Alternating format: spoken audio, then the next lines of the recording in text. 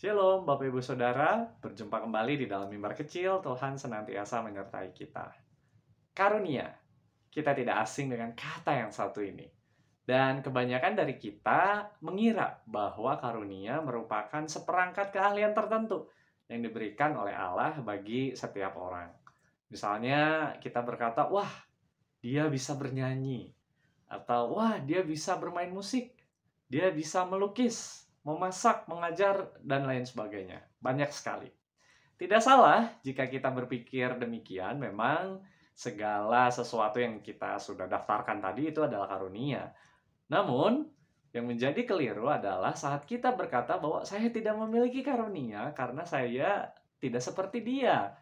Karena kita membandingkan diri kita dengan mereka yang bisa melakukan berbagai hal, memiliki banyak keahlian. Apakah benar karunia hanya berupa keahlian atau keterampilan? Rasul Paulus mencatat demikian di dalam Roma 12 ayat 6-8. Demikianlah kita mempunyai karunia yang berlain-lainan menurut kasih karunia yang dianugerahkan kepada kita.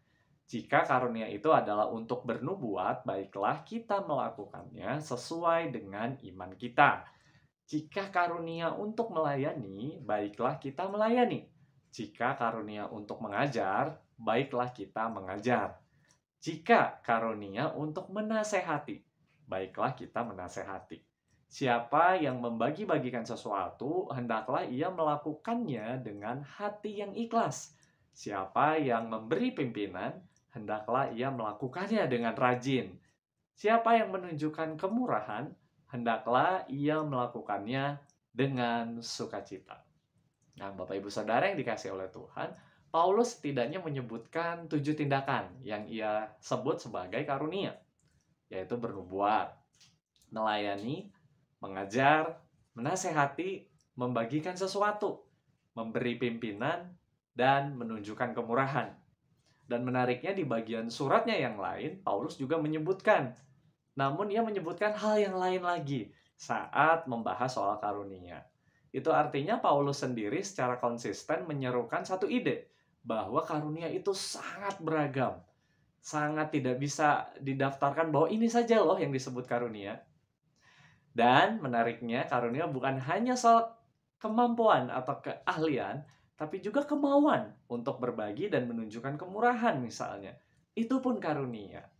Jadi, mari kita berhenti membatasi diri kita saat kita berpikir tentang karunia, yaitu bahwa karunia adalah soal kemampuan tertentu saja atau keahlian tertentu saja. Tidak, segala sesuatu yang Tuhan berikan bagi setiap umatnya dan itu dipergunakan untuk memuliakan Tuhan, kita bisa menyebut itu adalah karunia.